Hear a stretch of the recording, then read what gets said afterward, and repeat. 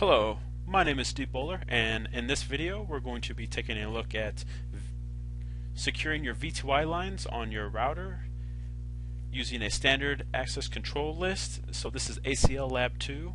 We're going to be filtering subnets via the standard ACLs implemented on the VTY lines, our virtual terminal lines, on your routers. So what I have here is a PuTTY connection manager. As I got this request from one of my subscribers to use PuTTY, so what I'm going to be doing is using it. It is a great program to use for free. You can download it, just look it up on Google. So my answer to him was, really, I don't have a reason why I don't use it, so I'm using it in this. And so what I set up is PuTTY Connection Manager, and it really helps a lot. So it just allows you to be able to access a lot of different routers within the same screen. So you can Google that and take a look at that, and you can get it set up. It takes about 10 or 15 minutes if you know what you're doing, and again, very easy to do. But in this video we're going to be configuring access control lists to control our VTY lines. So what I'm going to do here, as you can see here, is I have two loopbacks on router 0, the 10 and the 20 loopbacks, loopback 0 and loopback 1. Then we have a connection in between them, which is 172.16.1.0/30, and then I have loopback 0 on router 1, which is 192.168.1.0. Okay, so what I'm going to do here is go to router 0, and I'm going to get into global configuration mode, give it the host name of R0, and by the way, I'm just going to set the no exec timeout under the line console 0. So again, that can mess up your CPU utilization inside GNS3. You don't really have to worry about that with real routers, just inside GNS3. Let's go to our interface fast Ethernet 00. We'll give it to IP address of 172.16.1.1 with the /30 subnet mask. We'll go to loopback 0, give it the IP address of 192.168.10.1 with a /24 subnet mask. We will also create a loopback 1 interface with the IP address of 192.168.20.1. And then what I'm going to do is just be running RIP between the routers. We're going to do version 2 with no auto summary. And then we got to, of course, advertise our networks into RIP. So 172.16.0.0 and network 192.168.10.0.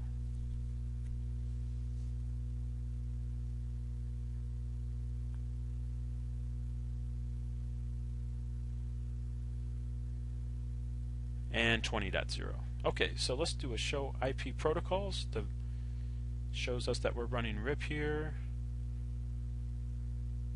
Gives us our networks that we're routing for. The routing protocol is RIP. It shows us the interfaces, and it shows us the subnets that we're running RIP for.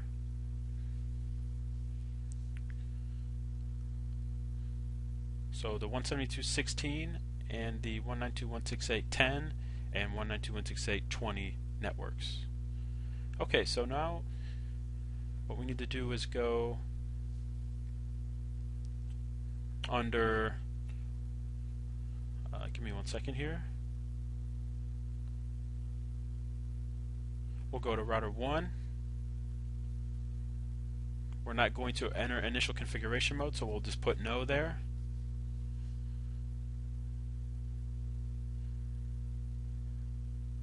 And then we'll go under global configuration mode, give it the host name of R1.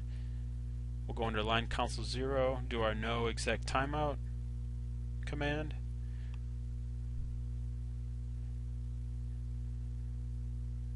And we're going to configure our interface, our fast Ethernet, with the IP address of 172.16.1.2, the /30, and we're going to go to loopback 0, do the IP address of 192.168.1.1, with the /24, and we're going to do router RIP version 2. We're going to do no auto summary, and on this side we're going to run RIP for network 172.16.0.0, and that's going to give our fast Ethernet 00 into RIP, and we're going to do network 192.168.1.0, which is going to incorporate our loopback. If we do a show IP protocols, you can see here our interfaces that are inside of the RIP routing process. You can see the networks that we're running it for. If I do a show IP route, we're still just seeing the directly connected interface, the loopback, and let's do a show IP interface brief. And as you can see here, our fast Ethernet is not admined up, so of course we're not going to establish any RIP adjacencies across this. So let's go ahead and do a no shut on the fast Ethernet. If I do a show IP interface brief on router 0, same thing. So we just forgot to no shut the fast Ethernet interfaces on the routers. So now if I do a show IP route, don't see any RIP routes yet. Let's just do a debug IP RIP events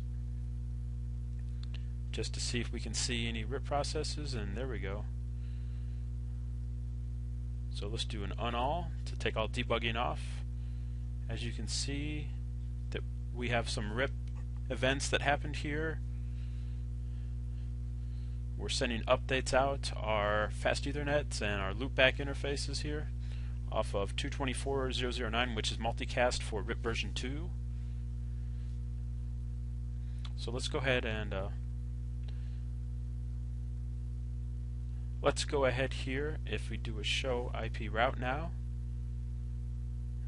we have learned the RIP route via router 1. So if I try to ping it 192.168.1.1, we're good to go. So on router 1, if I do a show IP route, you can see it as well there. So let's go ahead and try to ping the loopbacks of router 0. We can ping the 10 network and the 20 network. So we are good to go. So now what we're going to do is we're going to create the access lists. Go into global config, do access list. As you can see here, we're just going to use just the number 1 to create a standard ACL. This is going to be matching based on the source IP address, which is what all standard ACLs do. We'll do the command here, access list 1. We're going to permit the 10 network from router 0, but we're going to deny the 20. So let's go back to router 1. We'll do an access list 1 permit 192.168.10.0, and here is our wildcard mask. Again, if you need help with that, you can just review some subnetting, basic subnetting. This is 0.0.0.255. Again, this is just telling us it must match 192, must match 168, must match 10, and then anything in the 4th octet could be open. So that's going to give us our /24 match there, our proper wildcard mask. And then here we're going to log the events so that we can see these matches. We're going to be able to see those when we do a show access list on access list 1. We'll be able to see those if we add that keyword log on the end there. So now we're just going to go here if we were to go to router 0 and try to telnet to router 1,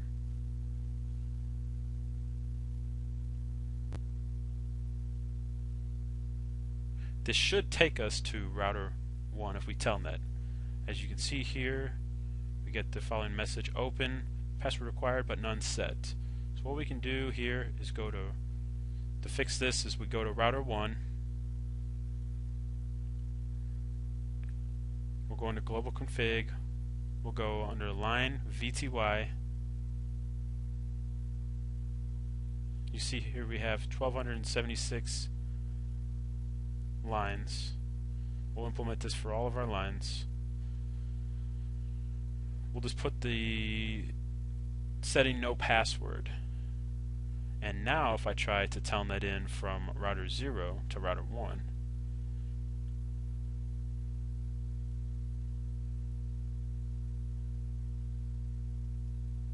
well, it still doesn't like it, so okay, I think we found out what we need to do here on router 1. If we go under the VTY line 0 to 1276, if we do a no login as well and then end, now that should do it. So let's go back to router 0. So now we can do it. So now we're in a router 1 from router 0 by telnetting in. We can also verify this on router 1. We can do a show users.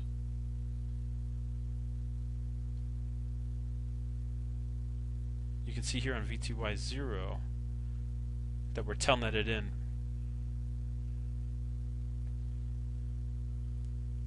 Now a cool trick that we can do here is that we can get rid of this session. We just do a clear line.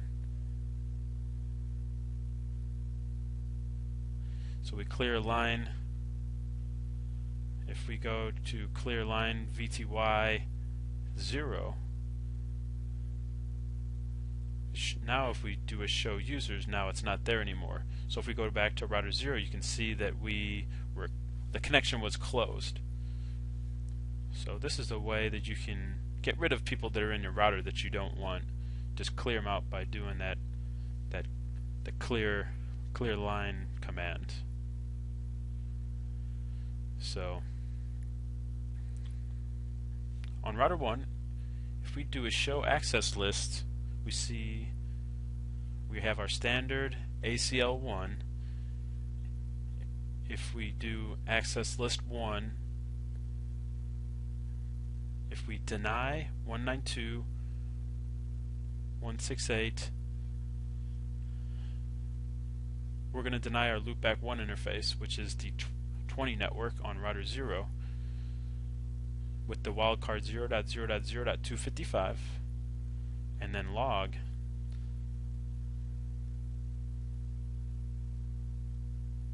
Then we'll just put on here access list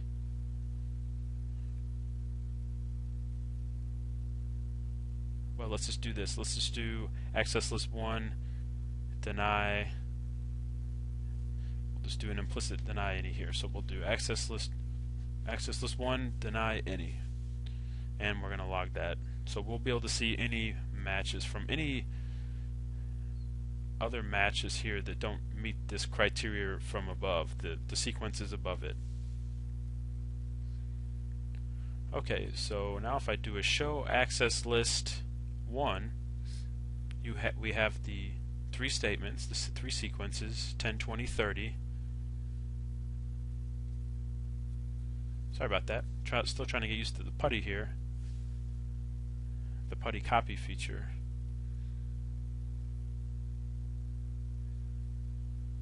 So ACL sequence 10 is telling us to permit 192.168.10.0 with the wildcard 0.0.0.255, which is basically a /24, and then everything else pretty much denying. So over here on router 0, actually on router 1, what we have to do before we do this is we have to go under the VTY lines. We'll do line VTY 0 to 1276, and then here to apply the access list, there's two ways to do it: to apply it inbound or outbound. What we want to do is deny all telnet sessions inbound on our router, so it's going to be inbound. So real easy to remember. Just try to remember what way your traffic's flowing. We're going to so what we're going to do is put the command access class instead of access group under a regular interface under a fast Ethernet 0. It's actually access class under the VTY lines here. So we're going to do access class and then our ACL name, which was 1, and then we will follow that up with we can either filter incoming or outgoing. We're going to filter incoming connections, so access class 1 in and then end, and that should be it. So if we go to router 0 and if we try to telnet from, so if we go to try to telnet 192.168.1.1, and if we source this traffic via the source interface, so we want to source this from the 20 network.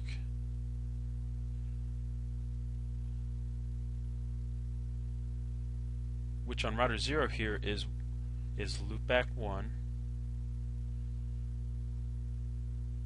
If we scroll back up in the config, you can see here under loopback 1 we gave it the 20 network.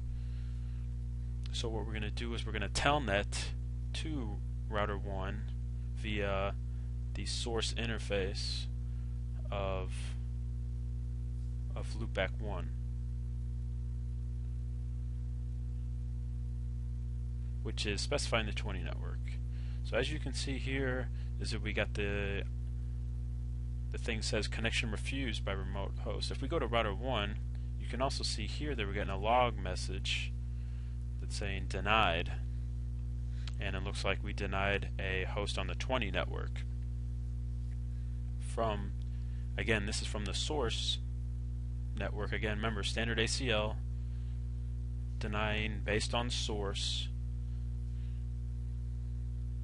It's showing us too that it's list 1. So if we do a show access list, what you can see here now, we have a match under sequence 20, which is denying the 192.168.20.0 network. You can see here now that we have matches.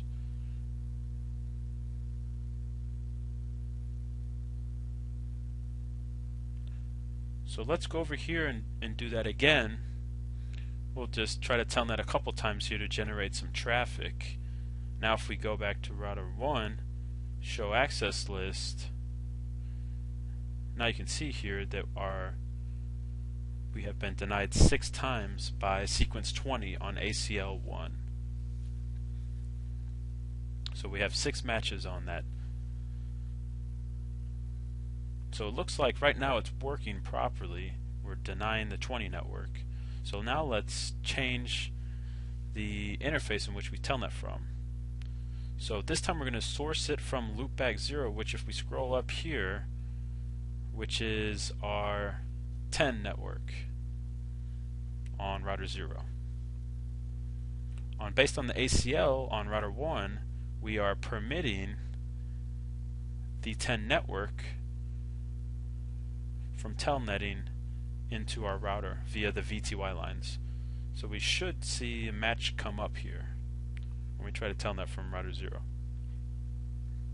So if we go back to router 0 and try to telnet in, you can see here now it says open and that we are in router 1, and we are at the command prompt for router 1. So if we go back to router 1, you can see here that we have a log entry that comes up, IP access log, list 1 permitted a host in the 10 network. So we can also verify this by doing a show access list, and now you can see here we have now permitted traffic from the 10 network via sequence number 10.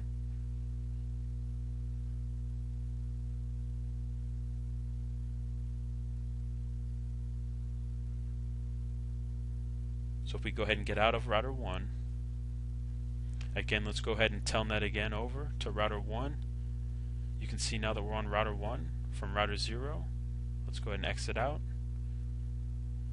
And if we go ahead and do a show access list again, you can see we have 4 matches now under sequence 10, which is permitting the 10 network. So that's how you set up filtering based on your VTY lines using a standard ACL. Now what we can also do is, if I just try to telnet over to 192.168.1.1, what do you guys think it's going to happen? Well, if we look at our ACL here, if we were to just telnet over there right now, it's going to use router 0's fast Ethernet 00 interface, our outgoing interface, as the source of the traffic, which is 172.16.1.1, which we can see here is the outgoing interface to router 1. So when I telnet, it's going to source that traffic from this IP address 172.16.1.1. Now if we look at the router, or the router's ACL, we don't have anything that's matching 172.16.1.1. So what we should see that deny any should be matched now. So we should see some packets match that sequence number, sequence 30, on router 1. So if we go back to router 0 and just try to telnet, as you can see here, we have connection refused by remote host. Also, if we go back to router 1, you can see we have another log entry which is denied from the source of 172.16.1.1, which is, again, if we look back here, that is the source of the telnet traffic now on router 0. Remember, it's the outgoing interface towards the next hop router. We can verify that if we just do a show access list on router 1. Now we can see here under sequence 30 we have a match.